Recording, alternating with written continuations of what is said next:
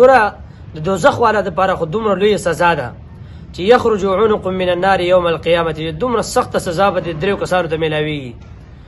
خو چې کله یو ادنا جنتي دا جنت ته لاړ شي، ادنا جنتي چې ډېره کمه درجه به چې کله دا جنت ته ځي، الله رب العزت چې چاله کم پروټوکول ورکوي نو ستا د تصور او ستا د سوچ نه هم باري. دومره پروټوکول الله رب العزت یو ادنا جنتي ته ورکوي. ګوره په دنیا کې ستاسو 2 ټوپکماران رواني، شاته او مخې ته نه 2 کسان رواني، سړی څومره اوچت ښکاري او څومره متکبره ښکاري بعضې خلک. الله رب العزت په قیامت پر ورځ باندې حدیث کې راځي 80,000 پروټوکول به الله رب العزت دې جنت ادنا جنتي له ورکي. 80,000 کسان دا بردنه مخکې او شاته رواني، دومره لوی پروټوکول به الله رب العزت دې انسان له ورکي.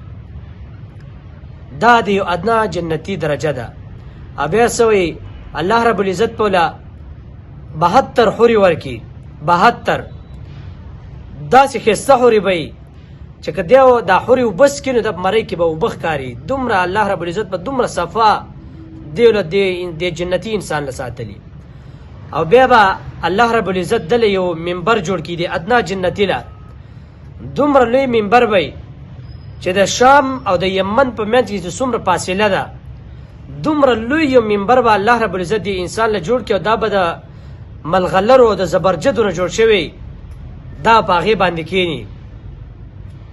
دومره الله رب العزت جنتي له دا هر څه ورکوي.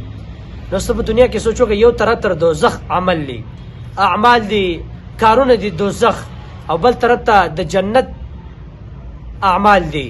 نو د جنت اعمال الله رب العزت په انسان باندې ډېر نه دي مقرر کړي. لا یکلف الله نفسا الا وسعها، ستا د طاقت موافق الله په تا باندې هر څه مقرر کړي. لیکن بیا هم خلک د دوزخ عمل چې ښه سخت عمل وي هغه ورته اسان چې د جنت معمولی عمل لی، لږ عمل لی چې نیت صفا ساته، ښه خبره کوه، هر وخت کې د خپل رور مسلمان څخه په رون تندي میلاویږه، د چا غیبت مه کوه، پردی مال مه وهه، پردی فصل دا مه خرابوه. دا څومره اسان کارونه دي، لیکن موږ ته د دوزخ عمل اسان او د جنت عمل دا موږ ته ګران دی.